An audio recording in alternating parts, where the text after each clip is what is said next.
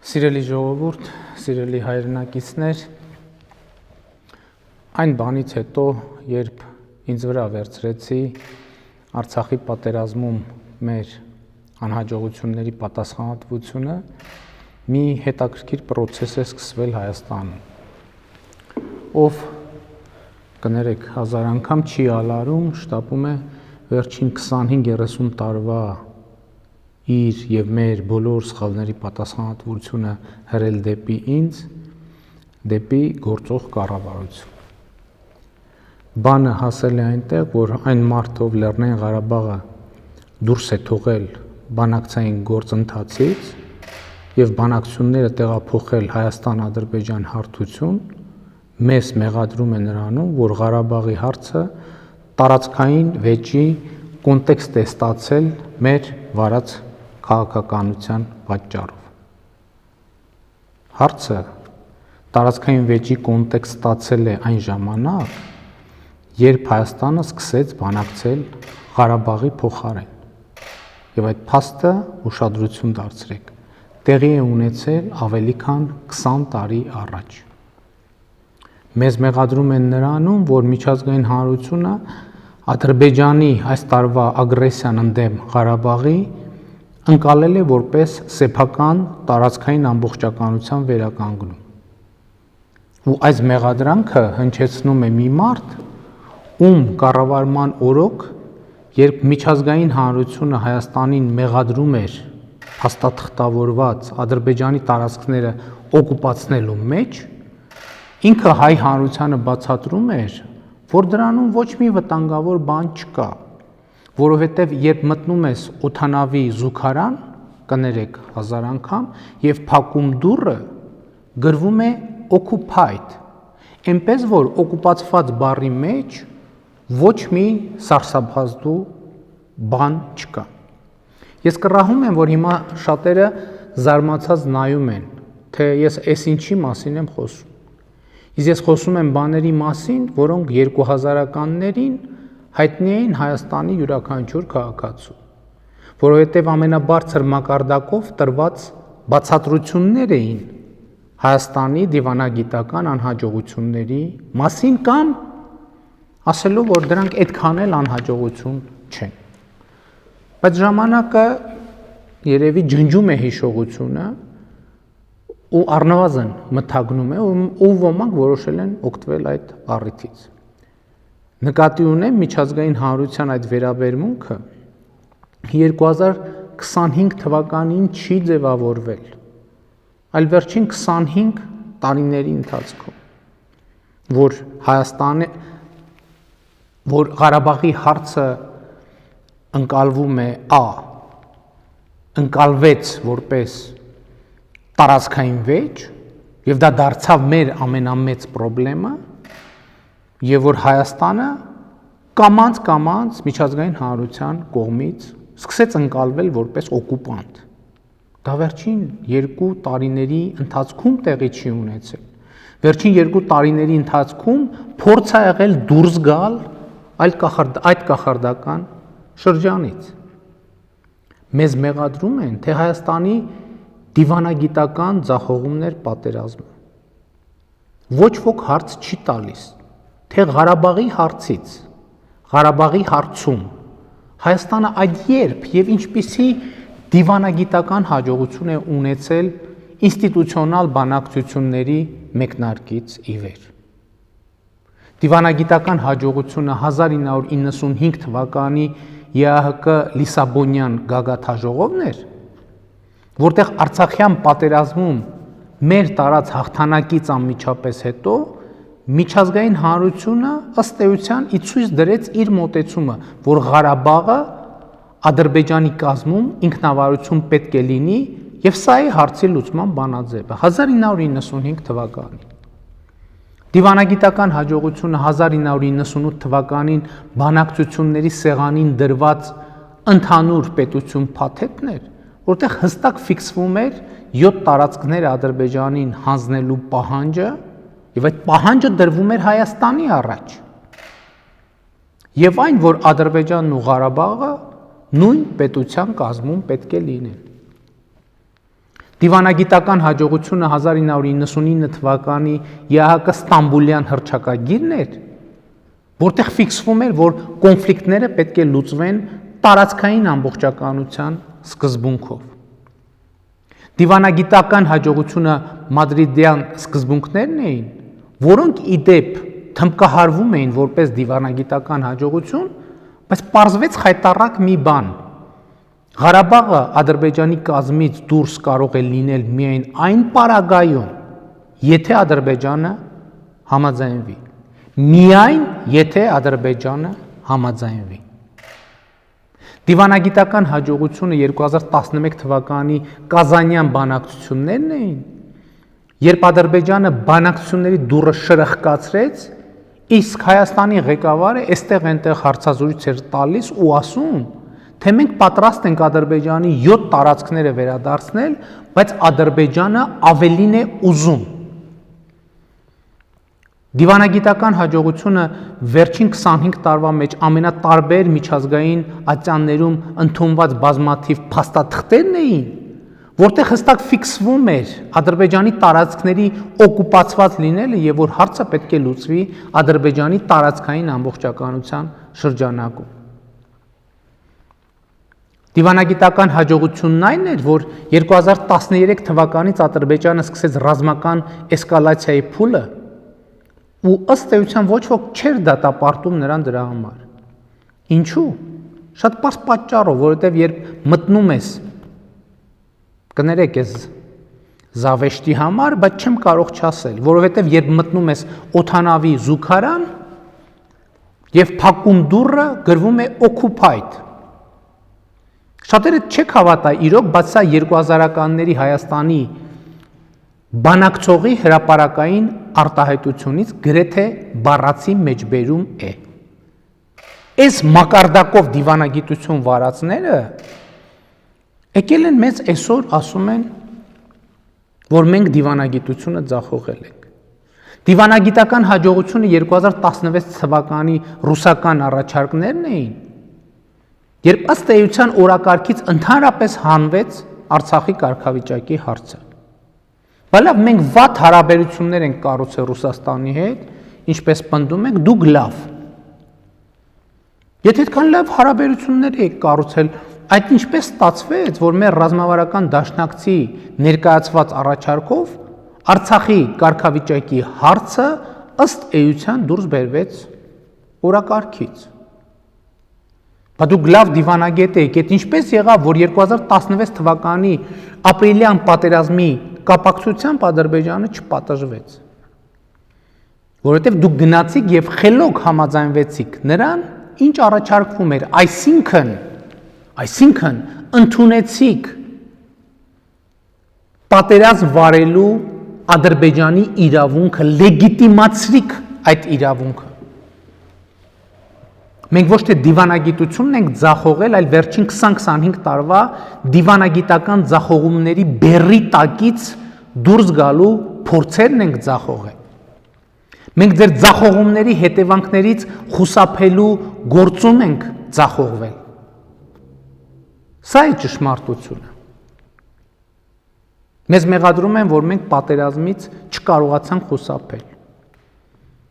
Խուսափող եք 2016 թվականին խուսափեիք պատերազմից։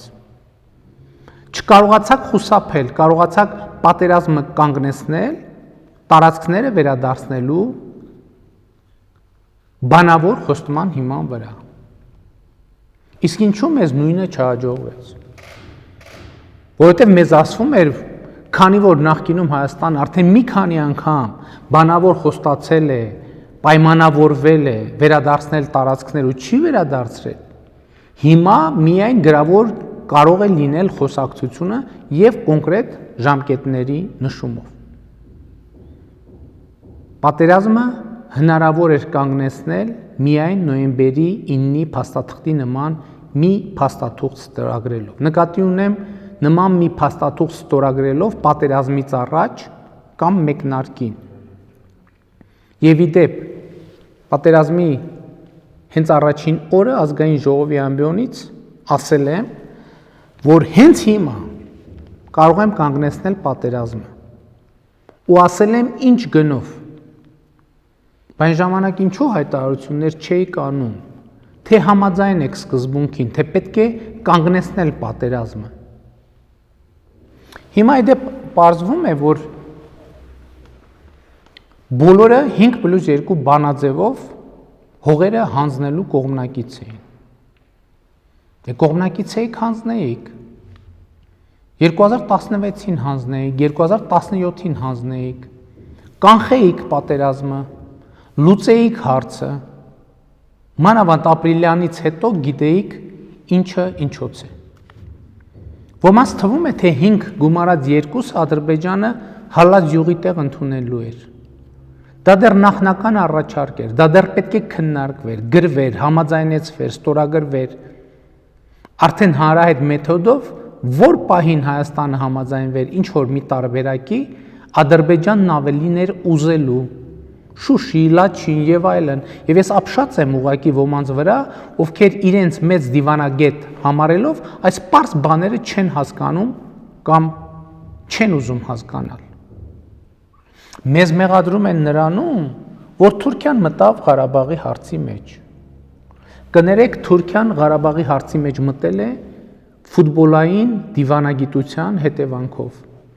Երբ հայկական դիվանագիտության ձախողման արդյունքում հայտարարեց, որ Հայաստանի հետ հարաբերություններ չի հաստատի, քանի դեռ Ադրբեջանի տարածքները օկուպացված են։ Եվ մտավ Ղարաբաղի հարցի մեջ, սա 10 տարի առաջ է տեղի ունեցել։ Անհետ մեղադրանքների հաջորդ խումբը վերաբերվում է բանակը իբր քանդելուն, թե մենք եկանք 2 տարվա մեջ բանակը քանդեցինք։ Մենք մեղադրում են, թե ինչու օդը չփակեցիք կամ ինչու օդը փակ չէր։ Օդը ճակերտավոր փակ էր, պարոնայք եւ տիկնայք, որովհետեւ 2017 թվականին հայոց բանակի համար 42 միլիոն դոլարով, 42 միլիոն դոլարով ձեռք էին բերվել սարքեր, որոնցով օդը փակվել էր, պիտի փակված համարվել, բայց ավելի ուշ պարզվեց, որ այդ սարքերը չեն աշխատում պարզապես, չեն աշխատում ուղղակի, բայց գնվել են 42 միլիոն դոլարով։ Այս գնման համահեղինակը իբր սենսացիոն բացահայտում է անում, ասում է Սու-30-ների համար ինձ ժամանակին ատկատ էին առաջարկել, բայց ես հրաժարվել եմ գործարքից։ Հարց, իսկ 42 միլիոն դոլարանոց չաշխատող սարքերը առանց ատկատի է գնել։ Էդ ով կհավատա, որ չաշխատող սարքը 42 միլիոն դոլարով գնվել է բարի մղումներով եւ ազնվության շրջանակներում։ Եվ այս փաստից ուշադրություն շեղելու համար արդեն մի քանի ամիս թեմա են դարձրել ԱՍԱՀԿ համակարգերի գնումը մեր կողմից։ Իբր դրանք անարդյունավետ զենք են։ Նախ այդ գնման որոշումը կայացվել է բազմակողմանի քննարկման արդյունքում։ Երկրորդը դրանով բազմաթիվ թիրախներ են խոցել, ընդ որում իսրայելական Հերմես 900 անօդաչու թռչող սարքը, որը խոցվել է հուլիսին Տավուշում, առաջին անգամ եւ որի խոցումը դարձավ համաշխարհային սենսացիա, ահա այդ խոցումը տեղի է ունեցել ԱՍԱՀԿ համակարգով։ Հիմա մեր առաջ հարց են դնում, ասում են, ինչու չեք սա գնել բանակի համար, ինչու չեք նա գնել բանակի համար։ 2.5 տարվա ընթացքում մենք ինչ հասցրել գնել ենք։ 2.5 տարվա ընթացքում մենք պետք է զինվորականների աշխատավարձը բարձրացնեինք, զինվորների սննդի հարցը լուծեինք, զինվորի կոշիկի ու վարտիքի հարցը լուծեինք, արկեր գնեինք, որոնք չկային, ավտոմատներ գնեինք, որոնք նորմալ չէին, փամփուշտներ գնեինք, հոբ միջոցներ գնեինք, այո ինքնաթիռներ գնեինք։ Այո, մենք պետք է գնեինք այն ամենը, ինչ վերջին 20 տարվա ընթացքում պիտի գնվեր ու չէր գնվել։ 2 տարվա ընթացքում մենք պետք է գնեինք այն ամենը, ինչ 20 տարվա ընթացքում պետք է գնվեր ու չէր գնվել։ Լավ, մենք 2 տարվա մեջ 20 տարվա չգնացը չգնեցինք։ Իսկ դուք նախորդ 18-20 տարվա մեջ ինչու չեք գնել։ Այդ ինչպես է եղել, որ դղյակներ կառուցելը, կղզիներ գնելը,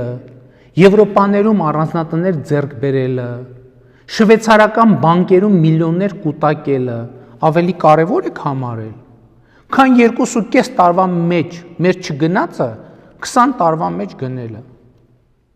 Որտեղ մտածել եք, որ օթանավի զուգարանի դուռը փակելիս, որ գրվում է occupied, ուրեմն ամեն ինչ լավ է լինելու։ Հիմա այլ ինչ-որ թեզ են դրել շրջանառության մեջ, թե պատերազմի 3-րդ օրը ինչ-որ որոշում եմ կայացրել, որը աղետալի հետևանքներ է ունեցել։ 15 օր այդ որոշումը փնտրում ենք ու չենք գտնում, որովհետև չկա նման որոշում։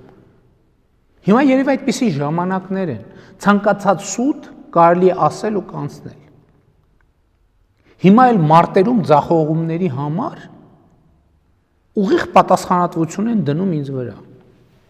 Վարչապետը մարդ է ղեկավարում կամ ղեկավարել։ Վարչապետը Վաշտի հրամանատարի մակարդակով որոշումներ է կայացնում կամ թեկուզ գնդի հրամանատարի։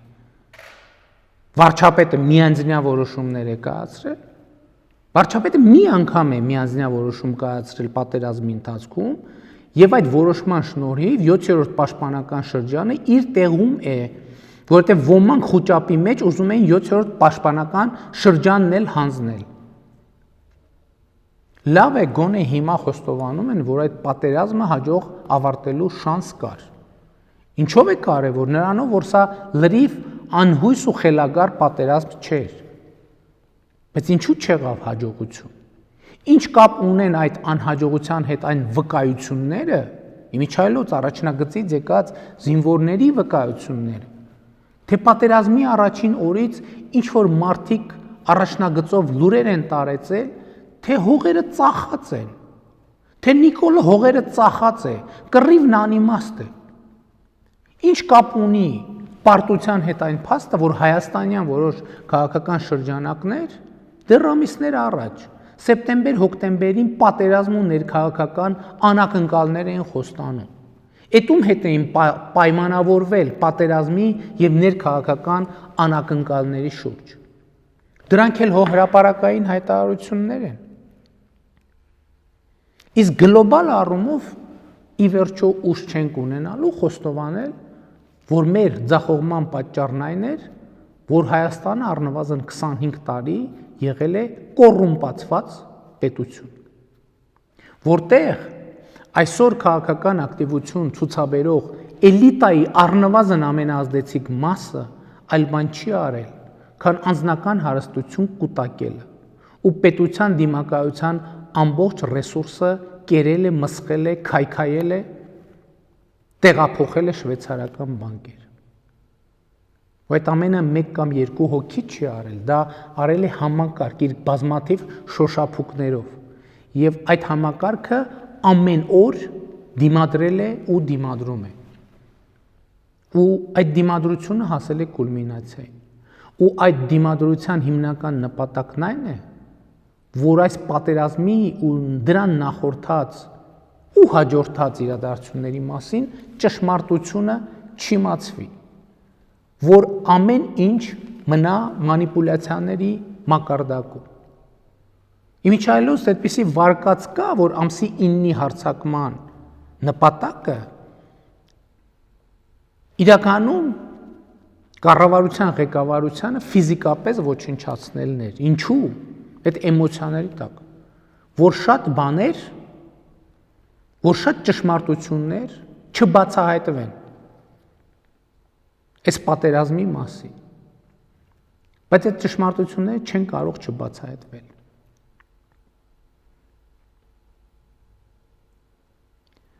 Ամեն դեպքում մեր անցած ճանապարհի ու անհաջողությունների պատմությունը պետք է մանրամասն վերլուծվի։ Եվ դա պետք է տեղի ունենա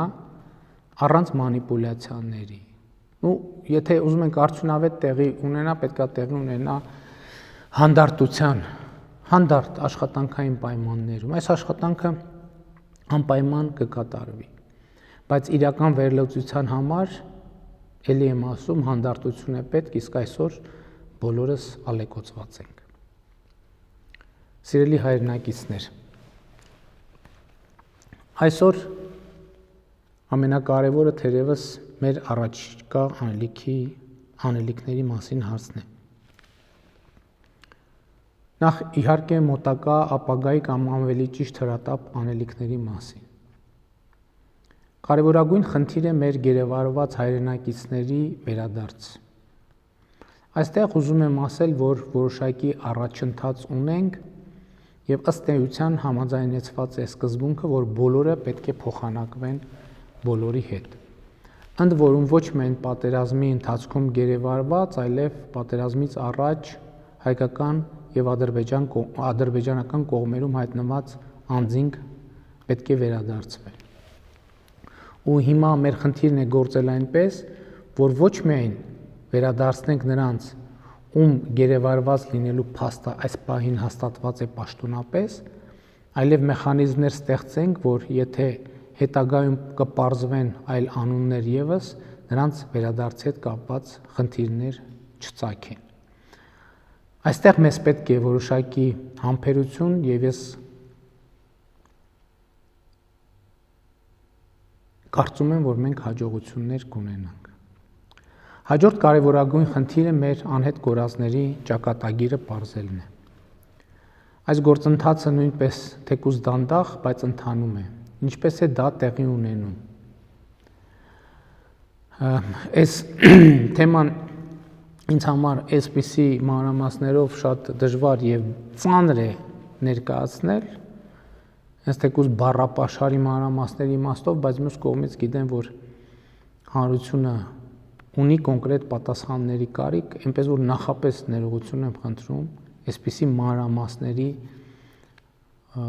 շուրջ խոսելու համար։ Ուրեմն ինչ է տեղի ունենում, մի կողմից Ադրբեջանի հսկողության տակ գտնվող տարածքներից մարմինների դուրսբերումն է կատարվում, մյուս կողմից Հայաստանում գտնվող նահատակների անճանաչելի մարմինների ճանաչում է կատարվում։ Նոյեմբերի 9-ից հետո մեզ հաջողվել է դուրս բերել ավելի քան 600 մարմին։ Եվ ուզում եմ ընդգծել, որ ավելի քան 500 մարմիններ այս պահին գտնվում են ճանաչման փուլում։ Մեծ հավանականությամբ, ցավոք սրտի, այս մարմինները անհետ կորած համարվող մեր եղբայրների մարմիններն են։ Հիմա ընթանում է նրանց ճանաչման գործընթացը, որը կատարվում է հետևյալ կերպ. վերցվում է մարմնից ԴՆԹ նմուշ, որը համեմատվում է հարազատներից վերցրած ԴՆԹ նմուշի հետ։ Այս գործընթացը ցավոք բավականին ժամանակատար է, բայց ուզում եմ նաև ասել, որ նոյեմբերի 9-ից այս կողմ նույնականացվել է եւ հարազատներին է հանձնվել 135 մարմին եւ այս գործընթացը կշարունակվի։ Ցավում եմ շատ, որ ելի ներողություն եմ խնդրում, որ այս թեմայի մասին այսպես խոսում եմ, սա շատ դժվար է, բայց ստիպված եմ ելի եմ ուզում ասել, որովհետև հանրությունը սպասում է կոնկրետ պատասխանների։ Ես ուզում եմ նաև մի հարցի անդրադառնալ, որ կա անհետ կորածների եւս մի խումբ, որոնց հետ կապված ես հիմա ուղղակի չէի ցանկանա բարձրաձայնել եւ ուզում եմ ասել, որ նրանց հետ կապված նույնպես կոնկրետ աշխատանք է արվում, բայց որևէ կերպ հիմա այդ աշխատանքի մասին ես չեմ կարող խոսել։ Նաև ուզում եմ ասել, մենք դեռ չենք հասցրել պետական մակարդակով խոնարհումի միջոցառումներ եւ սգո օրեր հայտարարել։ Կարծում ենք դա ավելի ճիշտ կլինի անել չճանաչված մարմինների առնվազն մեծ մասի ճանաչումից հետո։ Սա պիտի լինի խոնարհումի, մտորումի, մորմոքի մի շրջան եւ այն պետք է ապրենք իրար հետ եւ իրարով։ Եվ սա պետք է լինի մտորում անցյալի եւ ապագայի մասին, առավել միտված ապագային։ Սիրելի հայրենակիցներ, ուզում եմ եւս մի ցավոտ թեմայի անդրադառնալ։ Այս օրերին Հայաստանի սահմանների որոշ հատվածներին տեղի են ունենում գործընթացներ, որոնք իհարկե ցավոտ են եւ ցավով են ընդունվում մեր շատ հայրենակիցների կողմից։ Սա իհարկե հասկանալի է, բայց մենք պետք է արձանագրենք, որ մեր զինված ուժերը տեղաբաշխվում են Հայաստանի Հանրապետության սահմանի երկայնքով։ Խոսքը տվյալ դեպքում հայաստանյան հատվածի մասին է։ Արցախի պարագան առանձին խնդիր է։ Մեր սահմանի մոտակայքում տեղի ունեցող այդ պրոցեսները իհարկե մարդկանց ընկալումներում լուրջ խնդիրներ են առաջացնում։ Տարբեր տիպի գործնական խնդիրներ նույնպես կան, բայց այդ խնդիրները անլուծելի չեն եւ դրանց լուծման վրա մենք աշխատում ենք։ Բայց կրկնում եմ, մեր զինված ուժերը տեղաբաշխվում են Հայաստանի սահմանի երկայնքով եւ պիտի խնդրեմ ամեն օր այս առիթով խոճապային տրամադրության մեջ չընկնել։ Մեր հետագա գործողությունները պետք է միտված լինեն նրան, որ դա դառնա իրոք սահման եւ ոչ թե ռազմաճակատի գիծ։ Մենք պետք է գնանք այդ ճանապարհով։ Որոշակի տեղաշարժ կա նաեւ Ղարաբաղի հարցի շուրջ բանակցային գործընթացի վերսկսման ուղղությամբ։ ԵԱԿ Մինսկի խմբի համանախագահ երկրների ներկայացուցիչները, Ռուսաստանի եւ Ֆրանսիայի ագնախարարները եւ ԱՄՆ փոխպետքարտուղարը համատեղ հայտարարություն են ընդունել։ Այդ հայտարարության մեջ կարևոր շեշտադրումներ կան։ Վերահաստատվել է Ղարաբաղի հարցի կարգավորման շուրջ համատեղ աշխատելու եւ լիարժեք բանակցային գործընթաց վերականգնելու կամքն ու ցանկությունը։ Սա եւս մի կարևոր գործոն է նոյեմբերի 9-ի հայտարարության մեջ արձանագրված հրադադարը եւ ռազմական գործողությունների դադարը ամրապնդելու համար։ Այս պայմաններում իհարկե մեր զինվորների ծառայությունը առավել անվտանգ կդառնա։ Այս պահին սահմանային լարում ըստ էության չկա։ Պատերազմի հետևանքները որոշակի հարցեր են առաջացրել մեր զինվորների կեցության պայմանների հետ կապված, ու մենք հիմա ակտիվ զբաղվում ենք այդ հարցերով։ Իհարկե ծանր հարցեր կան, ծանր իրավիճակներ կան, բայց գլոբալ հարցը հետևյալն է. ինչ ենք մենք պատրաստվում անել։ Պատրաստվում ենք մենք արդյոք հանձնվել, կքել այդ ծանրության ներքո։ Ոչ, չենք պատրաստվում եւ մենք պետք է այդ ծանրությունը կարողանանք կրել արժանապատիվ եւ հաղթահարելի ծանրությունները հաղթահարել։ Ինչու եմ ասում հաղթահարելի ծանրություններ, որովհետեւ կան կորուստներ, մեր եղբայրների կորուստները, որոնք անհաղթահարելի են։ Դրանք մենք պետք է կրենք մեր սրտում, մեր հոգում, մեր մտքում, բայց նաև այդ ծանրությունը պետք է ուժեղացնի ապրելու, հաղթելու, հաղթահարելու մեր կամքը։ Սիրելի հայրենակիցներ, եւս մի դրվագ նոյեմբերի 9-ի հայտարարության առիթով ինչ որ մարդիկ շրջանառության մեջ են դնում մեղրի միջանցք հասկացությունը։ Ուզում եմ բոլորիդ ուշադրությունը հրավիրել այն փաստի վրա, որ հայտարարության մեջ ոչ մեղրի բառ կա, ոչ էլ միջանցք բառ։ Միջանցք բառ կա լատինի կապակցությամբ։ Նկատի ունեմ մեղրի իմաստով միջանցք հասկացություն չկա։ Կա այլ բան, տրանսպորտային ենթակառուցվածքների ապաշրջափակում։ Եթե մենք ապագայի մասին պիտի մտածենք, ուրեմն պետք է մտածենք տնտեսական կյանքում նոր գործոնների հայտ գալու հնարավորության մասին։ Արդյոք մեր տնտեսության մեջ էական բան կփոխի Հայաստան-Ռուսաստան եւ Հայաստան-Իրան երկաթուղային կապի վերականգնումը։ Կարծում եմ այո։ Եթե այս համատեքստում ենք դիտարկում հարցը, պատկերը այլ կերպ է երևում։ Բայց հիմա, ինչպես ասացի, շատ ավելի հրատապ խնդիրներ կան լուծելու։ Եվ հիմա ուզում եմ տեղեկացնել, թե ինչ ընթացքի մեջ է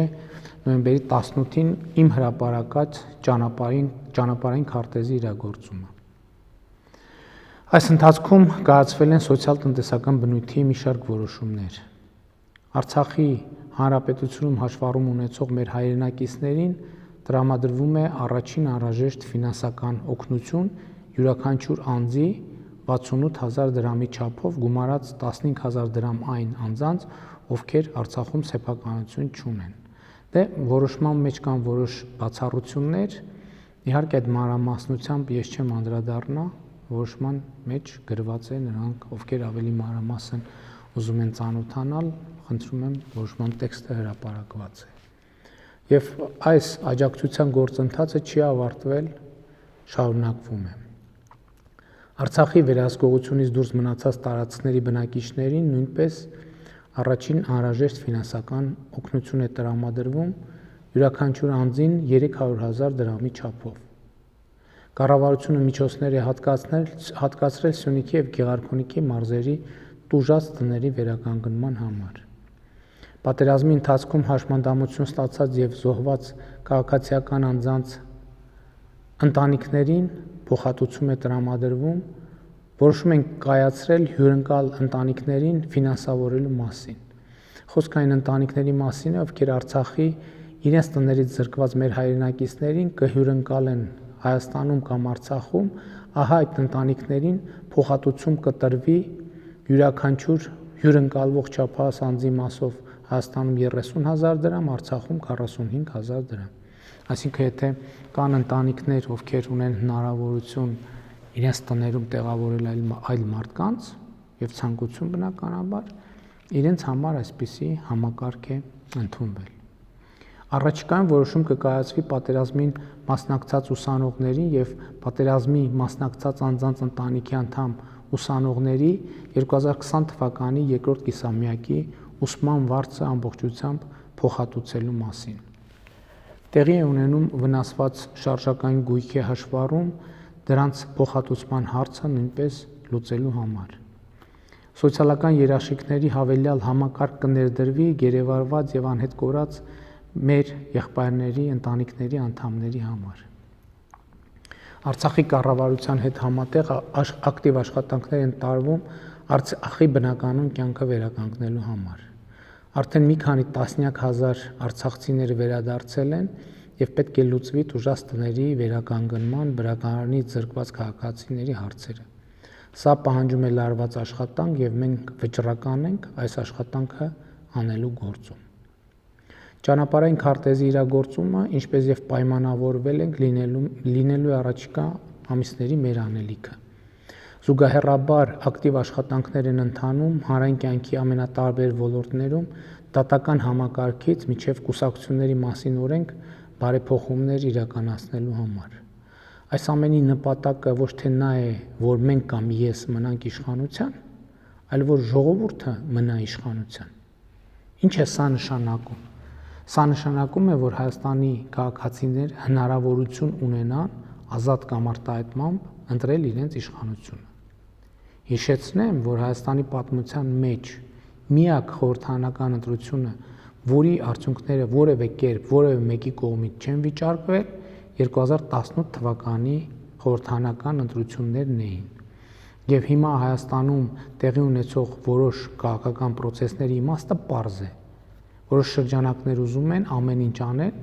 որ 2018 թվականի խորհրդարանական ընտրությունները միակն էլ մնան, որտեղ ժողովուրդն է